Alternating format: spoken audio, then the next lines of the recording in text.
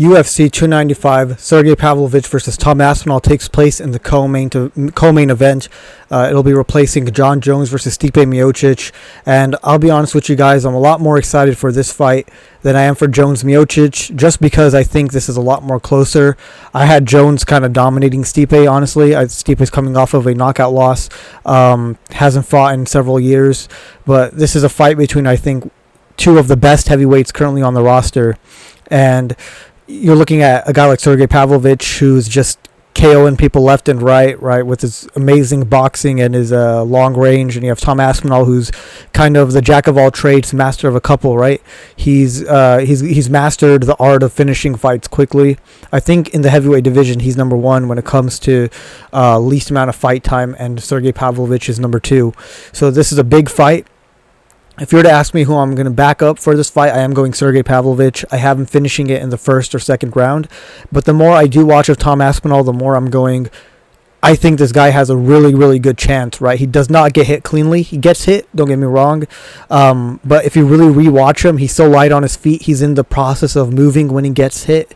And that makes him absorb less of the power that comes from the shots he takes.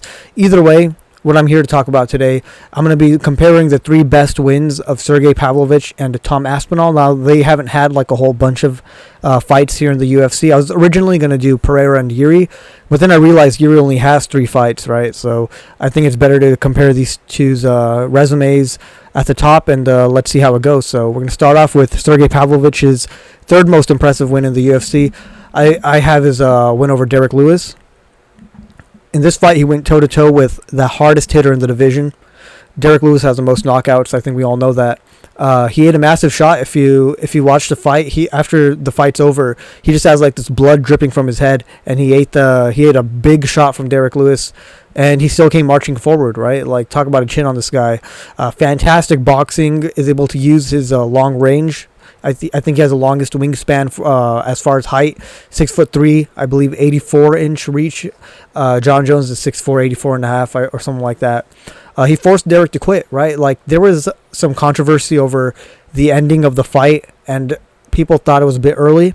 If you watch the fight, when Derek goes down, he face plants, like he gives up. I don't even think he was knocked out. I just think he gave up for a split second. As soon as the referee moved Pavlovich off, he just suddenly regained life because Pavlovich wasn't punching him left and right anymore. And he was trying to claim like a early stoppage, but it wasn't early. If your body goes limp, it was a fair stoppage, and I truly believe that it was a good stoppage, not early. And he just gave up. He just saw that there's no way he's gonna win against this guy in the pocket. He kept trying to move back, and Sergei kept coming forward. He did beat Derek most impressively out of all of Derek's recent losses. So he's lost to Cyril Gane. He lost to Tai Tuivasa. He lost to a couple of guys. I think Sergey Spivak, and recently he had that really boring loss to Almeida.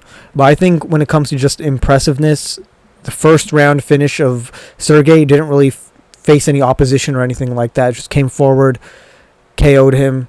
Perfect victory for Sergey. Number 3 for Tom Aspinall, I'm going to go Andrei Arlovsky. So he's fought and he beat a former heavyweight champion. Sergei Pavlovich fought a former champion, only one. Oh, actually, no. Alistair Overeem isn't a champion. He was a kickboxing, I think, champion, but he wasn't a UFC champion. But Tom Aspinall has fought a champion in Andrei Arlovsky, and he beat him. He got the TKO. He almost got the TKO, actually, in the first round, kind of gassed himself out. But he came back in the second, and he finished it so quickly. He just got the takedown, submitted him. Looked fantastic, great movement, great footwork, really light on his feet. You don't see that from heavyweights, right? They're really staunch on their stances. And again, I truly do believe that if you're light on your feet, you don't absorb the shots as well, or you don't absorb the shots with as much force as somebody who's got their legs planted and eats a shot 100% full force, because just the way I use the example of like a door, right? A closed door, if you push it with all your strength, it's gonna get maximum, force on it. Whereas if the door is already kind of open and there's a wind blowing at it and it's kind of moving and you push it, you'll give it some force, but there was already some force behind it, and it doesn't hit as hard as it would if it closed. Some of you physics majors might be able to explain it better than I can, but yeah, he got hit a couple of times, but I don't think there were anything that big. He was moving with it. He's light on his feet, so he's not absorbing the full force of it. And yeah, great second round victory for Tom Aspinall, and over a former champion, something that Sergei Pavlovich hasn't done. Sergei Pavlovich is number 2 most impressive victory, Tai Tuivasa. He used his massive range advantage to outbox Tai Tuivasa, and again, he ate some shots. So one thing I want to make clear is that Sergei's boxing is great, but in almost every one of his fights, when he moves forward, he's getting clipped. Every one of his fights, even the Derek Lewis one, you saw him bleed. In this fight as well, he got hit by Tuivasa, but he just takes it so well. I believe that it's a combination of his great chin, but I think there's also a part of it that's he's moving forward. He's never really... He's planting when he throws his shots, but he's moving forward in almost everything he does, right? His feet are kind of off the ground, so I think he's not absorbing the shot full force. But I could be wrong. Maybe he is, and he just has a wonderful chin, right? He dropped Tuivasa, and he cut him up bad. Like, Tuivasa's face did not look good after his fight was done. And Cyril Gane struggled with Tai Tuivasa, right? He got dropped. Lewis struggled. He had a couple of good moments against Tuivasa, but then, Tuivasa finished him. Pavlovich made it look easy. Now, the one thing we do have to keep in mind, and the reason why this isn't like number 1, because Tuivasa is such a dangerous guy, and this was such a dominant win. Not early, and you can't even argue that like you could for Derek. This was a completely clean knockout victory. But the one argument people do make is that Tuivasa took this fight a bit too soon after his loss to Gane. They felt that he was coming back too early. I don't think that's a big issue, honestly. Alex Pereira took the Jan Blachowicz fight, I think, just 3 months after he got knocked out by Adesanya, and he won a split decision, and he ate a lot of Jan Blachowicz's shots. So, Tuivasa came back in roughly 2 or 3 months after his loss to Cyril Gane, and he had this fight, and he lost. So you can't really make excuses for him.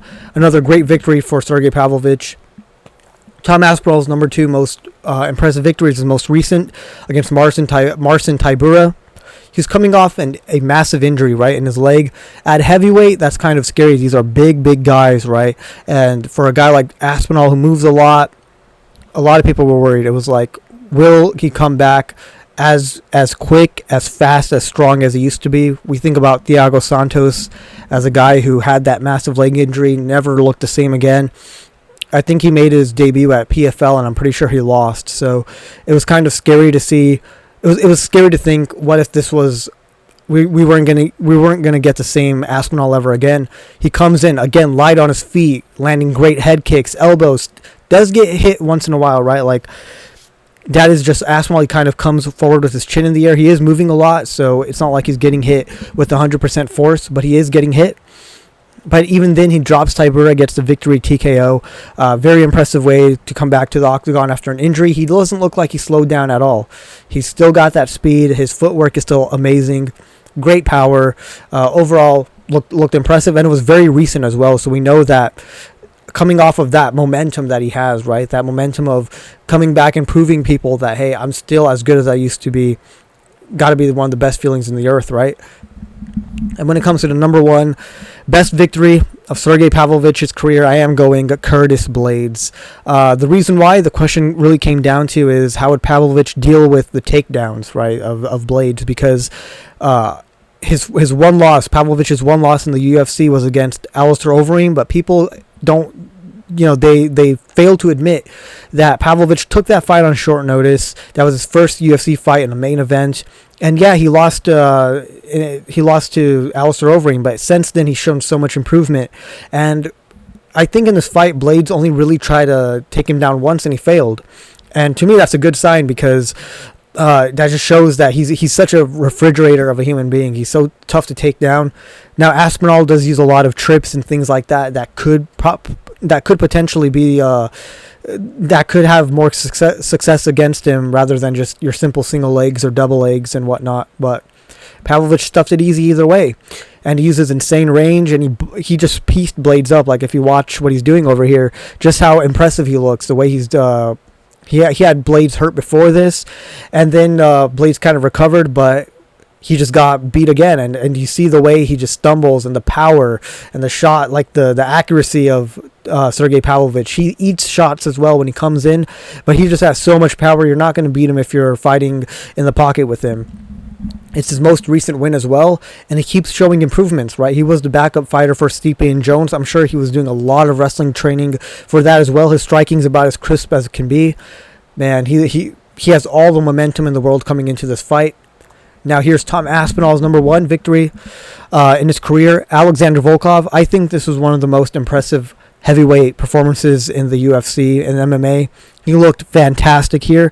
Light on his feet, man. He moves around so much, mixing up his shots. He's never just standing there kind of like a heavyweight typically does with all their weight on the floor, moving slowly. He's here, he's there. Great entries on the takedown. Again, uses his trips. He's not just doing your simple... Right, he's in your range and he just goes for a takedown. He slipped out of a shot of Volkov, came in with a takedown, got it, and that's the one that led to... I believe that was the one that led to a submission win. He stays busy on the ground. He cut Volkov pretty badly. He's looking for submission attempts, which is how he won this fight with, I believe, a straight armbar. And first round victory for Aspinall. So Aspinall and Pavlovich's best performances, best career wins rather, and their performances happen to be in the first round. Both of them are finishes. For Sergei, it was a TKO KO finish. For Aspinall, it was a submission. So it's going to be interesting to see, is Aspinall going to, is he going to look for the submission early on because he knows just how dangerous Sergei is? Will Sergei be able to deal with the sort of light movements of Aspinall? Because the more I watch Aspinall, the more I'm thinking he has a really good chance. He's not like Pavlovich's other opponents like Tuivasa and Curtis Blades and Derek Lewis, who are all just standing there really absorbing the full force of his shots. Aspinall's continuously moving around. He's not letting himself get cornered in the cage and just eat shots. He's not interested in counter-shotting. He's going to move out of the way. He's going to go for takedowns. And if this was on Full Fight Camp, I think Aspinall would have maybe a pretty good chance. But because he is coming in here with just about a month, which is, you know, it's much more ideal than what Usman and Volkanovski got. And you saw Usman almost made the fight a draw against Chimaev on just 1 week. So Aspinall could get it done. Either way, I'm looking forward to it. It's a fantastic fight. It's crazy to me that this isn't the fight I'm looking forward to most on the night, just because of Yuri and Pereira. Tells you about just how good the co-main event and the main event of UFC 295 are. But yeah, what do you guys think? Do you agree with this list? Do you think that maybe you would replace a fight, add a fight? Who do you think has had the more impressive 3 victories in the UFC, the top 3 victories, Aspinall or Pavlovich? I'm gonna go, I think, Pavlovich in general. I think just the names he's beaten is a bit more impressive. Volkov did beat Andrei Arlovsky, who is a former champion, but let's be honest, you know, Arlovsky hasn't been that caliber for a while now. Marcin Tybura is good, and Volkov's good too, but Derek Lewis, one of the hardest hitters, Tai Tuivasa, another one of the hardest hitters, and Curtis Blades, who's a good wrestler with heavy hands, and he always has the same game plan with every one of them, and he executes it perfectly. Whereas Aspinall, he's beaten a lot of really impressive opponents. I do think he gets clipped a bit too much, and so does Pavlovich. But Pavlovich just has that power in the pocket. So I think it's a bit more impressive. But when it comes to the single most impressive victory out of either of these men, I have to go with Aspinall versus Volkov. That was such an impressive victory for him. So yeah, let me know in the comments below what you guys think, and I'll see you in the next one. Peace out.